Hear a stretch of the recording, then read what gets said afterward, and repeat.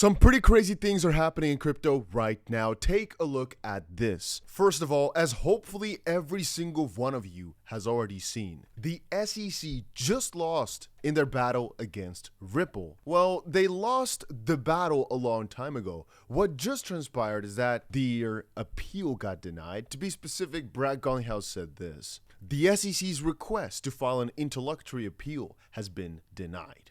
I'm not a lawyer, but it seems the court just told the SEC, you asked me to apply the Howey test, I did, and like it or not, you lost, which is a response to Ripple's legal counsel, whom said the court's July 13th ruling was and remains the law of the land. XRP is not a security. And in the wake of that, a couple of lawyers came in hot to give their predictions and their thoughts. And like I always say, guys, if you're appreciating these crypto videos, make sure you go ahead and press that like button. You don't have to, but it helps out. John Deaton said this: Scott wins the best comment of the night. Now the SEC, has to push shit uphill with a pointy stick if it wants to win.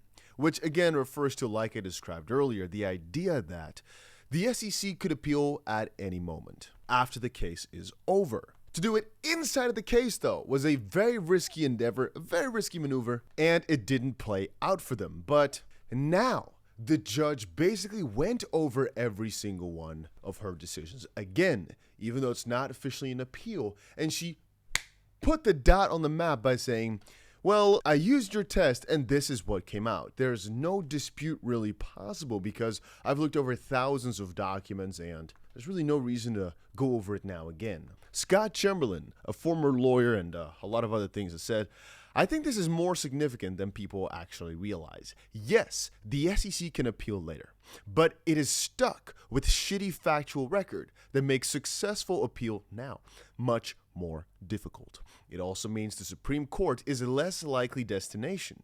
There's no major legal question to decide, just a difficult but ultimately mundane task of applying known law to a complicated fact matrix that doesn't support the SEC's claim. The law didn't change, the SEC failed to prove its case, and now it has to push shit uphill with a pointy stick if it wants to win.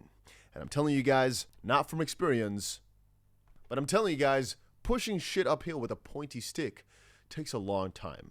And I tweeted out, this is how I think Gary Gensler is sitting today after seeing this ruling, in a dark room, all by himself, because that must hurt. Anyway, now that we're talking about lawsuits and about the SEC, we've got more interesting juice. The SEC apparently just now opposed Coinbase's request to dismiss. The SEC urges the court to deny Coinbase's dismissal request, alleging that transactions did involve securities. And they try to tie the Ripple case into all this and basically wanted to get an interlocutory appeal because of the Coinbase and all these other lawsuits. But they're significantly different, and so the judge said no.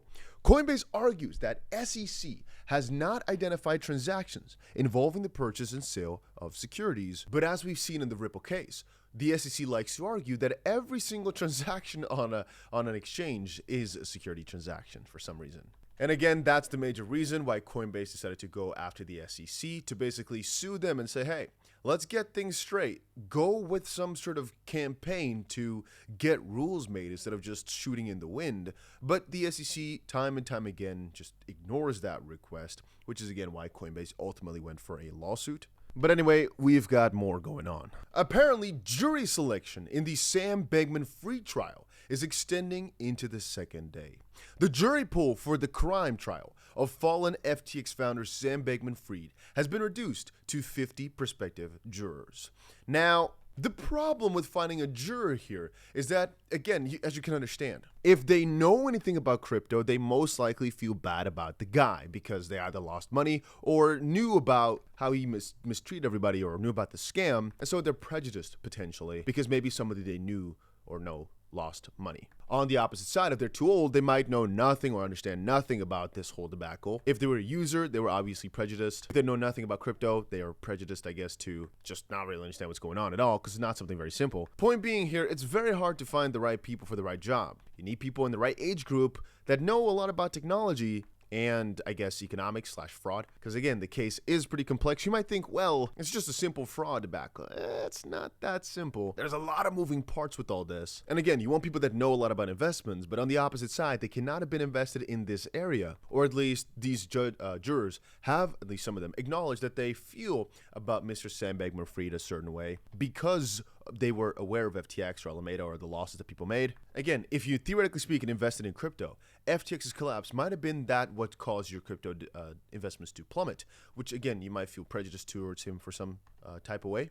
And again, others might have had links with other companies involved in the scheme or on the opposite side of the scheme, which again, either FTX invested in, or that was involved in some way, shape, or form, or that cut connections with FTX, which might have also lost you money, or they might have been involved with one of these banks. You understand the whole debacle, right? Again, if they were involved with any media that was invested in, they might have heard from it, or they might have thought about it some type of way, and potentially it's hard to stay unbiased. It's interesting because Sam Bankman-Fried, he's such a big character, even though it's mostly crypto, but at the end of the day, he worked himself into so many different corners. You might even go as far as to say you might be prejudiced because he supported your favorite politician, or the opposite way, that he funded the opposition and so you don't like him. Now, there's one guy, our Mr. Michael Lewis. His new book apparently reveals Sam Bankman-Fried considered $5 billion to offer to Trump to not run for president, and a couple of other crazy things. We covered it yesterday, that he, for example, wanted to pay, who's that football player again? Tom Brady. I forgot his name for a second. They were supposed to offer him, I think, $55 million for 20 hours of his time.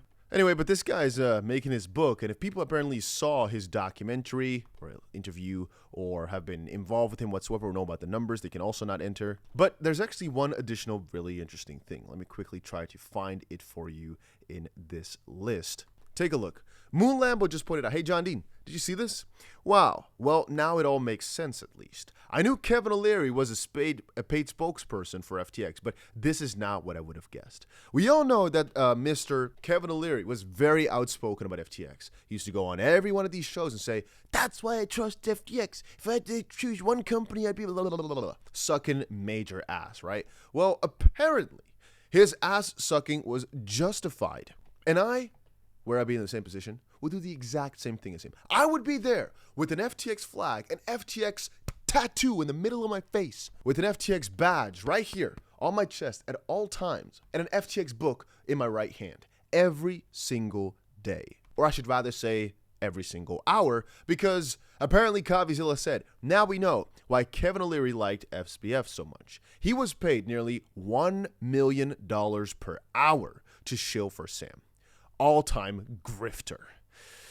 So small. $15.7 million to Shark Tank's Kevin O'Leary, for example, for 20 service hours, 20 social posts, 1 virtual lunch, and 50 autographs.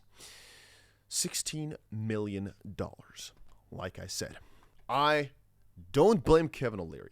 If somebody's throwing these type of figures at you and everything looks good, because again, we're going to base this on the idea that he didn't know things were going this bad at the back end. Even though I guess, hypothetically speaking, if he's giving you such a crazy offer, you might, have to think twice. But now I understand a lot more why he was such a big fan. So think of Kevin O'Leary what you will, but this man made the business deal of a lifetime though. $16 million for 20 hours? Yeah, sign me up. Having said that, to add to it, right? Sometimes I wonder, what would FTX have offered me? I've never worked a single second with FTX. But if I look at all these lawsuit documents now, maybe they would have offered me tens of billions of dollars. I mean, apparently they were throwing the money around left and right for the most frivolous things. $5 billion to Trump. $55 million to Tom Brady, $0 to DustyBC, which could have been different. Again, I've gotten emails from FTX, but I never went into it because I thought, why go for that exchange, huh? I never really knew they were doing bad stuff at the start. It's just that I never thought to go negotiate something. But apparently I should have, because that could have been a multi-trillion-dollar deal, apparently. I didn't know they were throwing money around like this. This is crazy.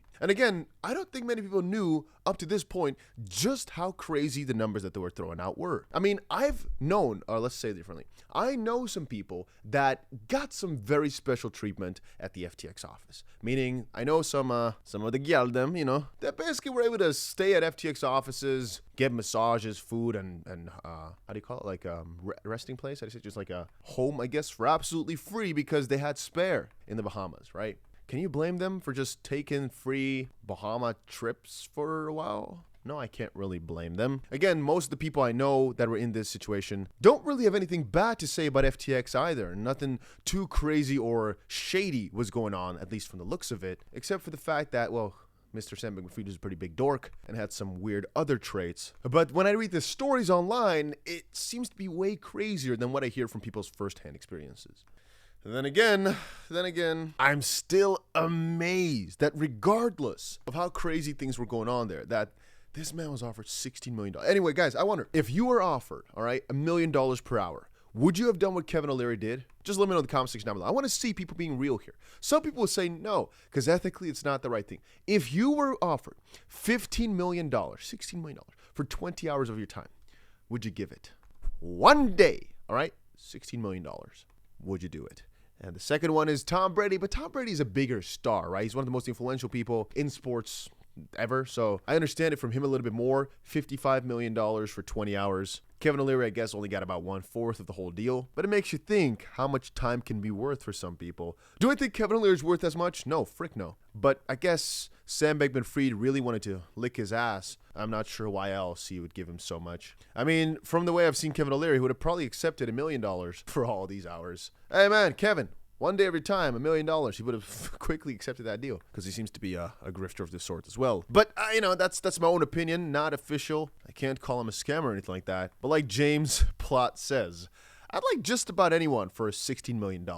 So apparently, again, if you were investing into FTX, they took money right out of your pocket, put it into Kevin O'Leary's, and at the end of the day, now he looks like a bad guy, and I agree. And if he was a true gentleman, he would have said, hey man, I got too much money from people that really needed it more than me. I'll give it back. But of course, he's not going to do that. Binance worked with 𝗲𝗏𝗃 to take down a crypto scam worth 300 mil. Just want to quickly point out as well that scams are being busted all the time. And I still stand by the idea that Binance, even though they're now being sued for taking down FTX, are really, in the grand scheme of things, quite the good guys. And I wonder, is what happened to FTX eventually going to happen to Binance, in the sense that people all think they're so trusted, so good, but in reality, the books are a big mess. I really sometimes wonder how one can actually spot, how one can actually see. Yes, many people came up to me and said, Dusty, we knew FTX was a scam all along because of this, that, this, that. The thing is, though, most people were really not that convinced until way later, when things already started falling apart. I'm talking about a year and a half beforehand. Who really knows, for example, the actual economics of Binance?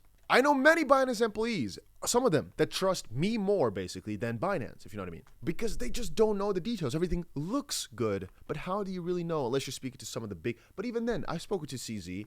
He seems like a good guy, seems to be very trustworthy in most things he says. But how do you know the inner parts of it? You can't.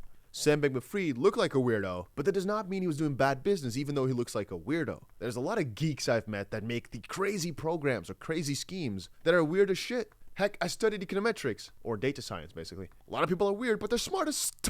Point being here, just because you're antisocial or have some crazy things doesn't mean you're a scammer, per se. And just because you're well-organized and doing everything proper doesn't mean you're doing good business. So how does one really know, huh? I still seem to think of Binance as the good guys, but for the most part, I still use Bybit for all my trading. I always leave a link down below. Sometimes I use BitGet, depends on what's going on. But if I had to pick one that I trust the most, it's Bybit. Perhaps also because I know most employees there. I've gone to so many of their events, gone to so many meetings. CEO is such an open book. And I really think if you're special enough, i.e. you're involved close enough, you can actually just understand the revenue model and you know exactly if you're doing bad or good. They don't make any crazy, stupid investments, things like that. But at the end of the day, perhaps this is one of the biggest fraudsters in the world as well. I don't think so because I've seen everything and it looked good, but I just wanted to bring that to y'all's attention. That same thing for the 𝗲𝗏𝗃 case. I'm a very big supporter of XRP, right? But it could theoretically speaking be, and I want every single person to know that Ripple is shabamming us all, right? I mean, it could be that they had some big master plan to pump XRP only for their own good. Because we can all say, well, it's in their best interest to get the XRP price up, which is true because they hold such a big ton. But that doesn't mean they're doing it for the community, for the ecosystem. It could just be to pump their own bags. And I don't think so. It doesn't make sense. But on an opposite end, you don't really know what somebody is in it for. Just wanted to bring that to y'all's attention. That's it.